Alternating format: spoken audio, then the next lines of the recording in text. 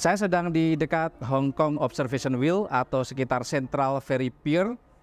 Hong Kong merupakan wilayah otonom China yang merupakan salah satu otoritas otonom selevel negara terkaya di Asia berdasarkan pendapatan per kapita setelah Singapura, Qatar, Makau, Uni Emirat Arab.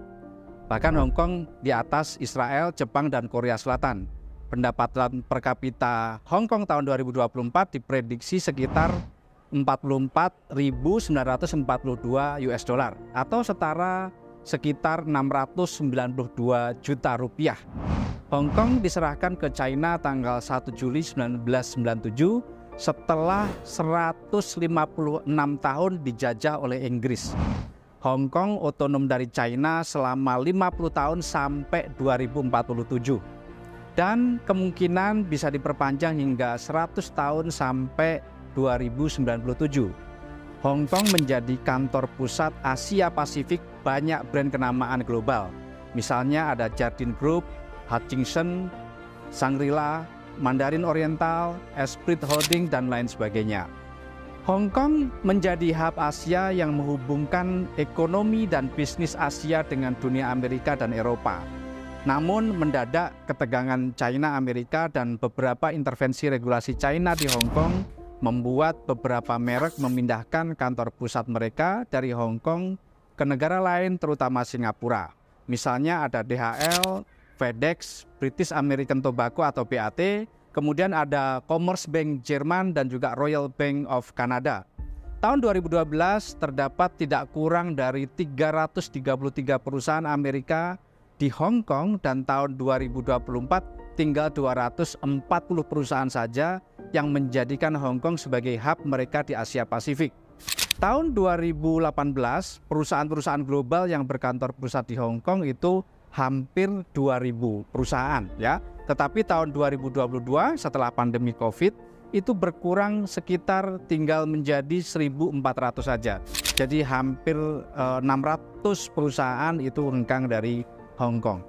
Bahkan bercandaan pebisnis lokal di Hong Kong akan menjadi warisan budaya UNESCO karena tidak lagi menjadi bisnis darling atau tidak menjadi disukai lagi oleh dunia barat lagi.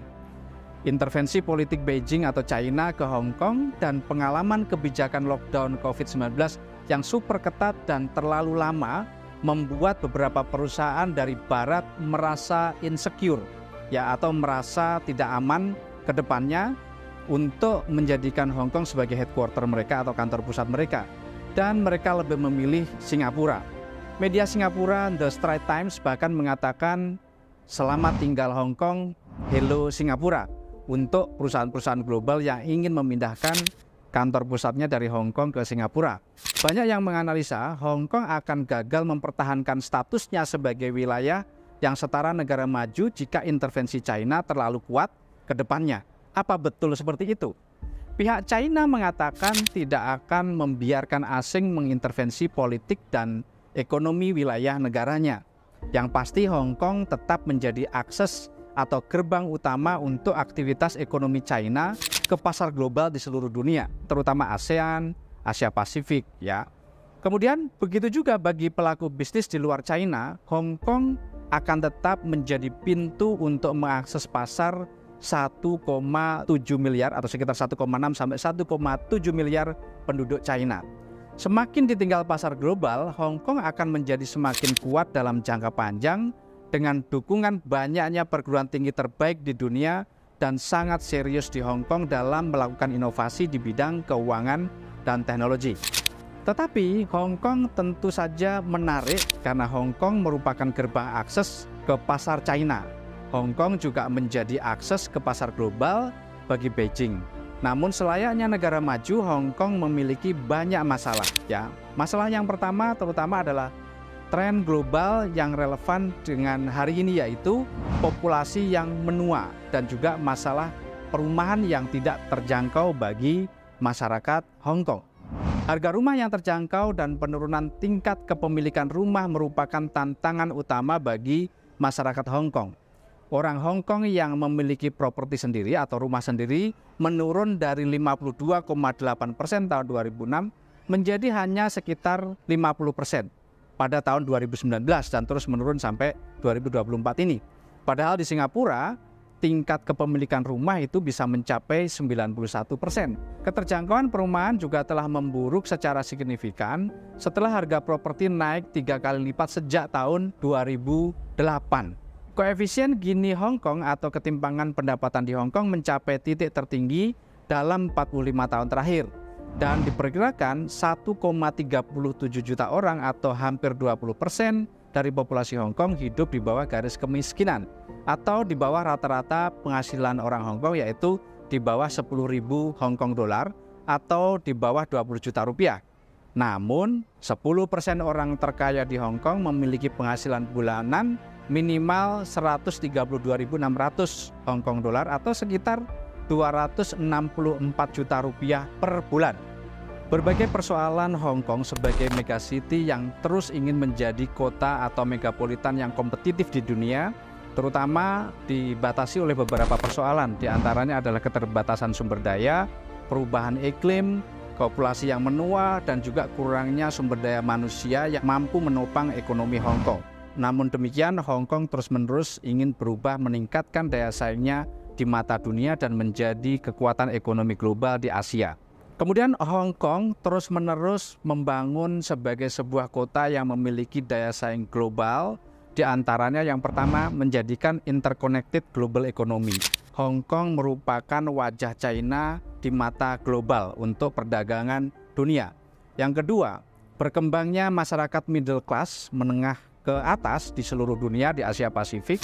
Ini tentu menjadi pasar yang sangat potensial, yang mana Hong Kong akan menjadi kota yang sangat kompetitif di dunia. Global economy atau ekonomi global Hong Kong ingin menjadikan Hong Kong terkoneksi dengan seluruh global. Hong Kong ingin menjadi kota global yang kompetitif di seluruh dunia. Secara ekonomi, Hong Kong akan menjadi kota yang mengintegrasikan antara China dengan ekonomi global.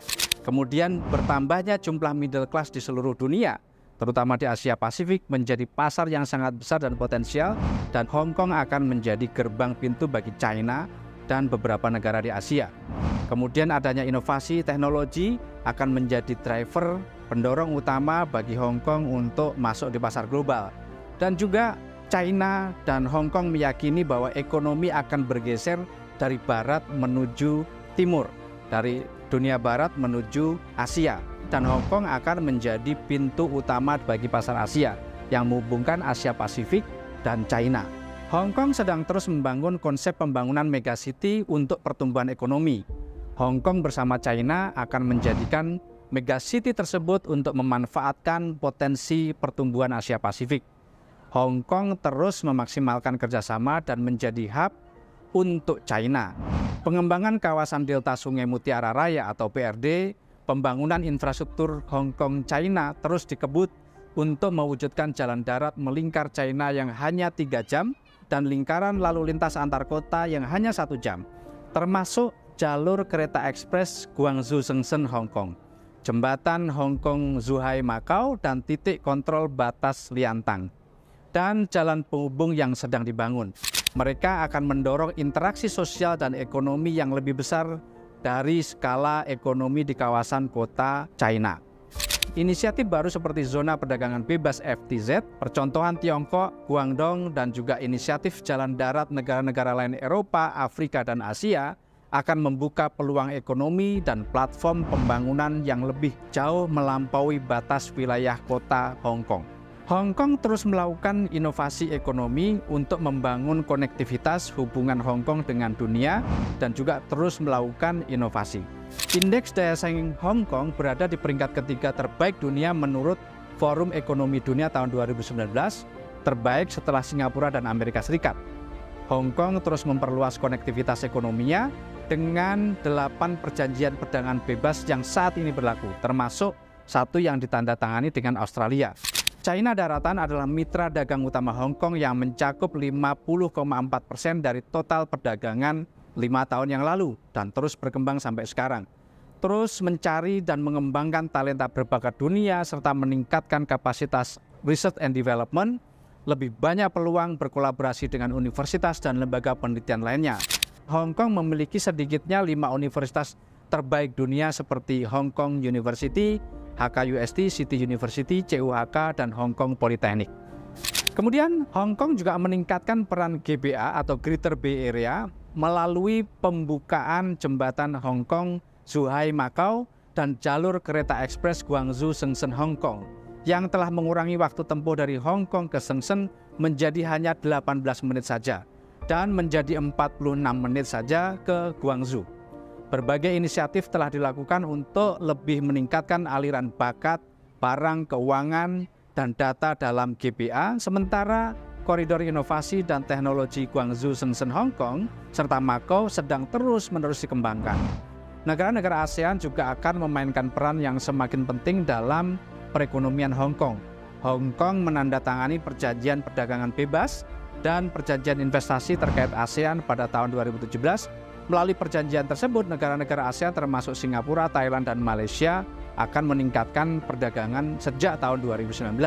Hong Kong juga terus berinvestasi dalam ekosistem perusahaan startup. Jumlah perusahaan rintisan di megapolitan Hong Kong telah meningkat dengan cepat dengan 3.184 perusahaan rintisan pada tahun 2019 dan terus mengalami peningkatan hingga kini. Pada tahun 2024, Hong Kong sangat serius untuk membangun connectivity dan meningkatkan daya saingnya di pasar global.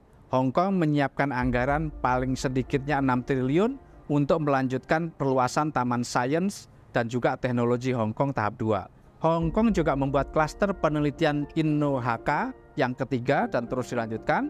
Kemudian ada program hibah serta lomba inovasi teknologi yang dinaikkan anggarannya hingga 75%. Hong Kong juga memberikan peningkatan anggaran ketenagakerjaan pada Departemen Tenaga Kerja untuk bantuan pelatihan di tempat kerja.